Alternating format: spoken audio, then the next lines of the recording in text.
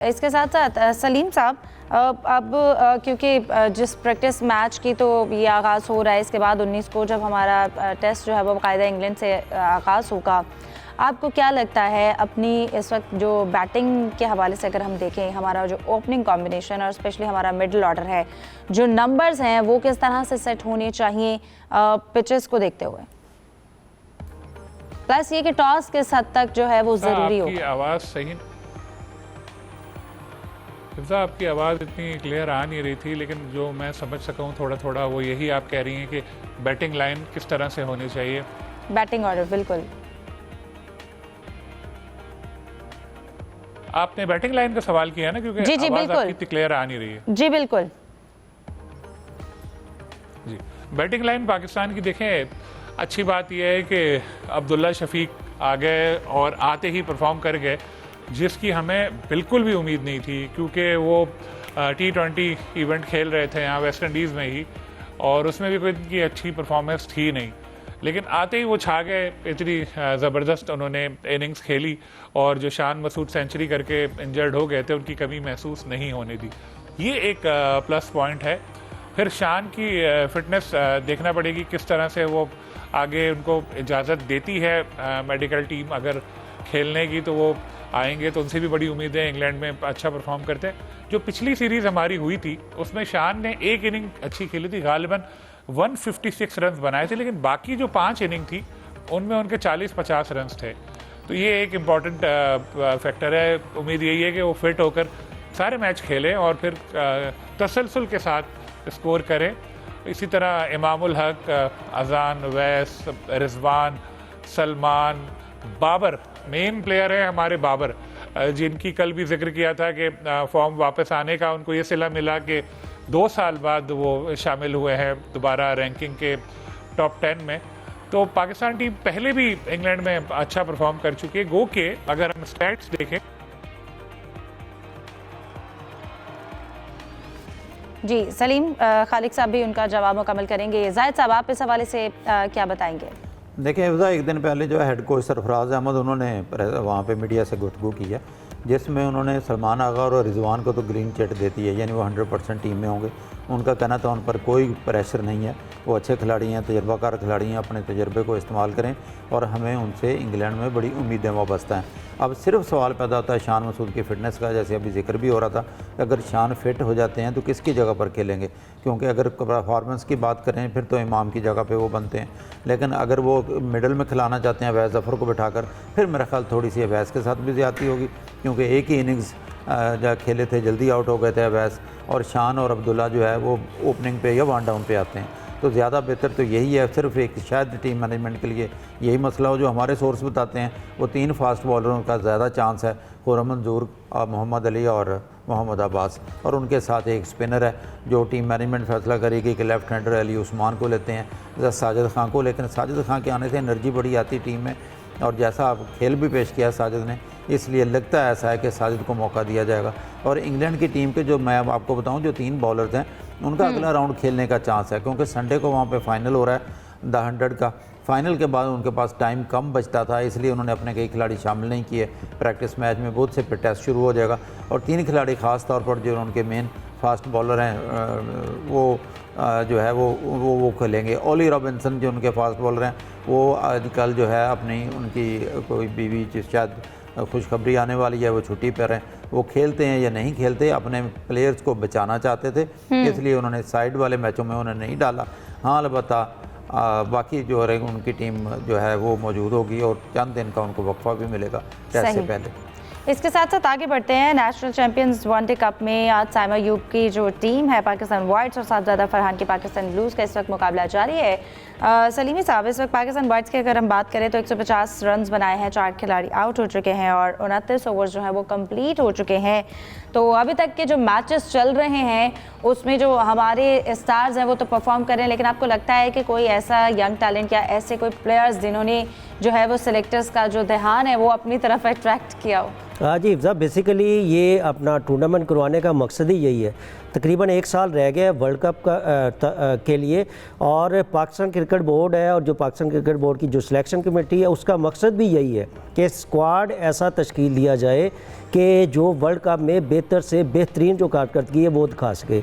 इस वजह से ये 4 टीमें भी बनी हैं और मुकाबले भी बहुत अच्छे तरीके से जारी हैं। तो जिस तरीके से मैं समझता हूँ कि साहबजादा फरहान ने 2020 के बाद वनडे में भी बड़ी शानदार परफॉर्मेंस का मुजाहरा कर रहे हैं। साइम अयूब जो है वो बैटिंग के साथ बॉलिंग भी उनकी वो ठीक जा रही है। वो अलहदा बात है कि वो विकेट नहीं ले सके, लेकिन जो है ना अगर इकोनॉमी रेट देखा जाए तो वो बड़ा ज़बरदस्त है।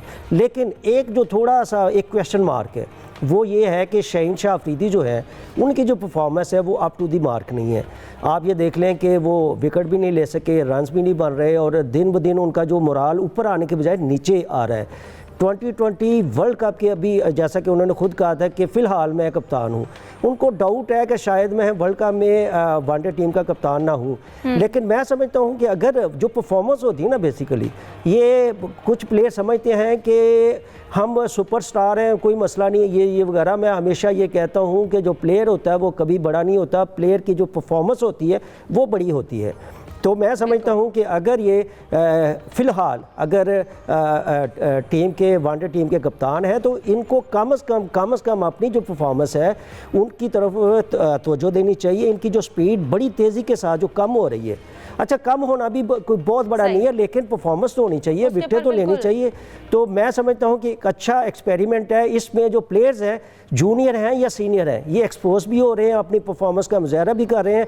और जो मेरा ख्याल है कि पाकिस्तान क्रिकेट बोर्ड ने एक प्लान बना रखा है कि यहाँ से जो बेस्ट प्लेयर होंगे उनका इंतखाब किया जाएगा, और इंतखाब करने के बाद यानी कि वो 25-30 प्लेयर हो सकते हैं, उनको फिर नेशनल क्रिकेट अकेडमी में ला के वो एक लंबा ट्रेनिंग कैंप लगेगा, जिसमें से फिर वो आपको पता है वर्ल्ड कप के करीब कुछ अपना वनडे मैचेस भी इंटरनेशनल टीमों के साथ शेड्यूल है, तो वो होंगे। और उसके बाद जो है आपको पता है कि वर्ल्ड कप के करीब फिर एक फाइनल जो स्क्वाड है वो अनाउंस होगा। मकसद यही है कि ऐसा स्क्वाड तश्कील दिया जाए कि इस बार जो वर्ल्ड कप में हम बड़ी अच्छी जो कारकर्दगी है वो उसका मुजाहरा कर सकें। एग्जैक्टली, ये ज़रूरी भी है। हामिद चौधरी ने हमें मुल्तान से ज्वाइन किया है, उनको भी डिस्कशन में शामिल करते हैं। हामिद, बताइएगा अभी जो इस वक्त पाकिस्तान वाइट्स और ब्लूज़ के दरमियान मुकाबला चल रहा है, कैसा मुकाबला देख रहे हैं आप?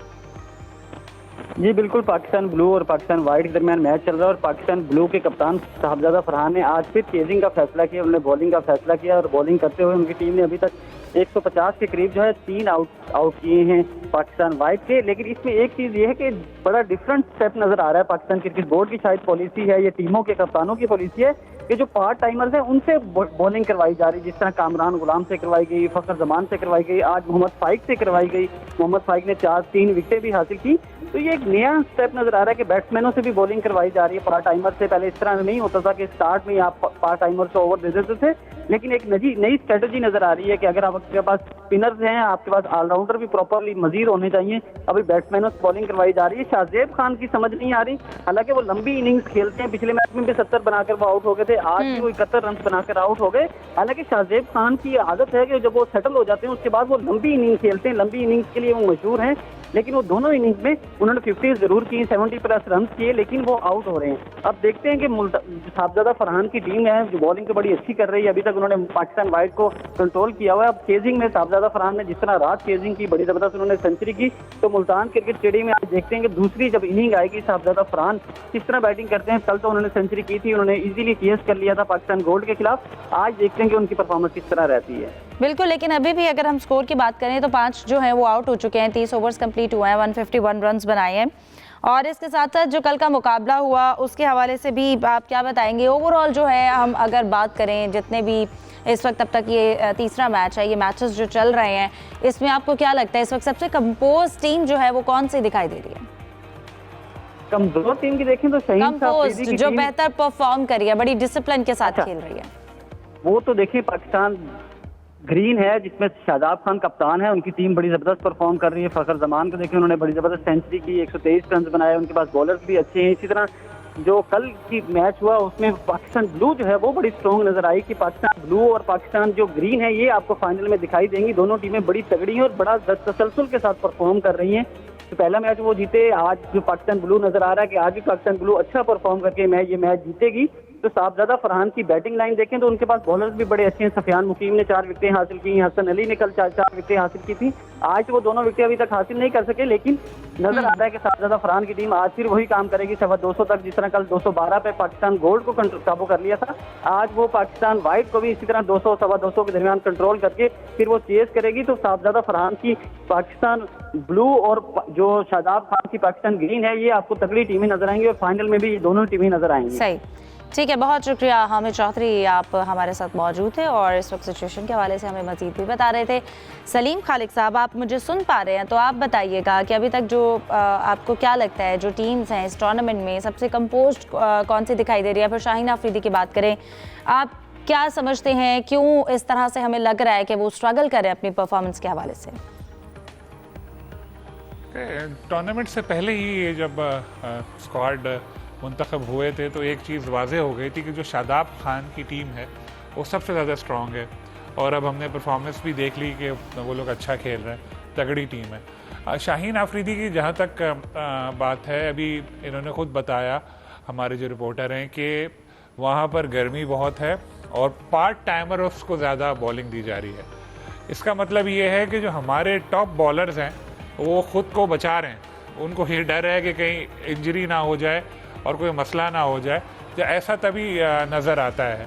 और पिच जो हमें नज़र आई हैं अब तक इस टूर्नामेंट में, अब तक जो हमने देखी पिच जो है वो उससे बैट्समैनों को ज़्यादा मदद मिल रही है, क्योंकि एक आध दफ़ा बैटिंग लाइन भी इतना बड़ा स्कोर नहीं कर सकी, लेकिन ओवरऑल अगर हम देखें तो ये बैट्समैनों के लिए ज़्यादा फेवरेबल पिचेस हैं जो यूजुअली पाकिस्तान में होती हैं। अब हम लोग दावा कर रहे हैं कि हम वर्ल्ड कप की तैयारी के लिए टूर्नामेंट कर रहे हैं, क्या साउथ अफ्रीका में हमें ऐसी पिचेस मिलेगी? वहाँ की पिचेस नहीं बना सकते, चलो ठीक है हम, लेकिन थोड़ा बहुत कुछ कोशिश तो की जा सकती थी। बिल्कुल। और अगर ऐसी पिचेस बना रहे हैं तो प्लीज़ ये ना कहें कि वर्ल्ड कप की तैयारी हो रही है। जहाँ तक शाहीन की बात है, तो जो हमने ऑस्ट्रेलिया से सीरीज़ खेली थी, जो हम जीते थे, उसमें मैन ऑफ द मैच मिला था उनको। उनकी बॉलिंग अच्छी थी, गालिबन सबसे ज़्यादा विकेटें उन्होंने ली थी। तो ऐसा नहीं है कि उनकी परफॉर्मेंस बहुत ख़राब होगी, नॉट, ये हकीकत है कि पुरानी वाली जो उनकी फॉर्म है उसमें वापस नहीं आए। लेकिन इस टूर्नामेंट की बुनियाद पर या हम ये कहें कि जो लीग्स वगैरह हैं उसमें कि वो उनकी फॉर्म ऐसी नहीं है, तो ये अभी कहना ठीक नहीं होगा। लेकिन स्टिल मैं इस बात से मियाँ साहब की एग्री करता हूँ कि शाहीन को बहुत ज़्यादा मेहनत करने की ज़रूरत है, पुरानी वाली पेस वापस लाने के लिए, अपनी स्विंग वापस लाने के लिए। जैसे पहले एक शाहीन होता था कि एक खौफ की अलामत होता था हरीफ बैटर्स के लिए, हमें वो वाला शाहीन वापस चाहिए। और वो वाला शाहीन मुल्तान क्रिकेट स्टेडियम में इस तरह भाग भाग के करके वो नहीं मिलेगा हमें। अच्छी पिचेस भी दें, कुछ ऐसे क्रिकेट कराएं, कोशिश करें।